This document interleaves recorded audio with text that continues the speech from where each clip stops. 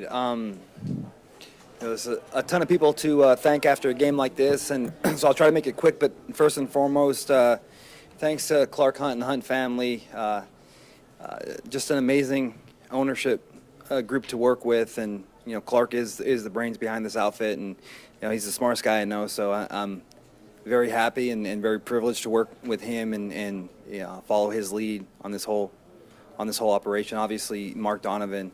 Mark's not just a business colleague. He's one of my good friends, and I lean on him a lot off the field. And Mark and his staff are tremendous, and obviously our coaching staff. I mean, everyone talks about it, but it's truly deserved for how great they are.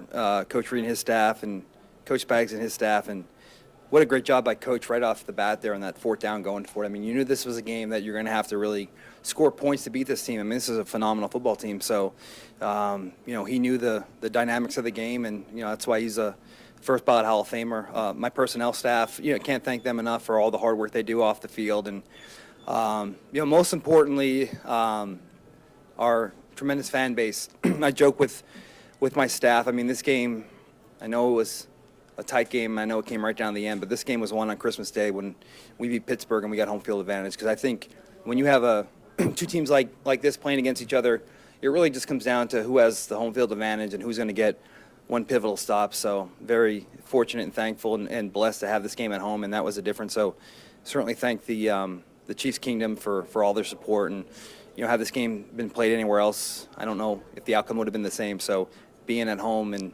having that fan base was, I think, really the deciding factor. So with that, I'll take your questions. You were very intentional in night one to go up, trade with the Bills, and get Xavier worthy. You talked about that coming into the game. I guess as you reflect, what does that mean to what this year has been and will build toward the Super Bowl? Yeah, I mean, he's a great player, and the Bills have a great staff. I mean, that's one of the best football teams in the NFL, and a lot of people make it out like, well, the Bills didn't want them, and I mean, listen, they know what they're doing. They're a really good football team, and they beat us early in the season, and that was, one of the best football teams out there. So, but look, we stick to our board, and we have a plan, and we believe in it, and we don't really second guess ourselves. And Xavier was a guy that we really loved and we were passionate about, and we were fortunate to go up there and get him. And like I said, the Bills they were on their own agenda, and they've done a great job of putting together a really good team. And so happy for Xavier. I know personally those guys, they know where they could have went, and I know he's happy to be here and excited to be here. But he's a great player. He's only going to get better. Coach talked about it just like Rasheed last year. After that week 10, 11, 12, I mean, he just took off, and he's really good, and the sky's the limit for him. Ron, you've seen Patrick play so many times. What is it about these guys? Like, can you put it in perspective, just what you see out of him in these types of games, especially at the third down? Yeah, I mean, he's it goes back to just his awareness as a player, and he knows situations, and he knows games where our defense is going to thrive, and a certain amount of points will be enough. But I mean, listen, we all knew that. I joked with my family before the game. I said the first one of 35 wins this game, and God, when it was 29-32, I was so nervous because I was like, God, I hope I'm not right, because they had the ball there at the end. I'm like, oh my God, they're going to score 35 points there. But Pat knew the situation. Our coaching staff knew the situation. Like I said, I go back to that fourth down and one. Like, you had to steal possessions and you had to score points against these guys, because you're not going to punt the ball, and they're not going to go 3 and out a lot.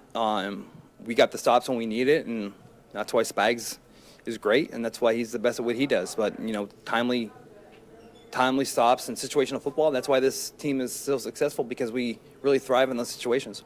With all the injuries earlier in the year, you could have pushed your chips all in on this year at the expense of future years. Do you sort of feel vindicated with the moves you did make and the moves you didn't make by getting to another Super Bowl here? Well, I don't necessarily know if we feel vindicated.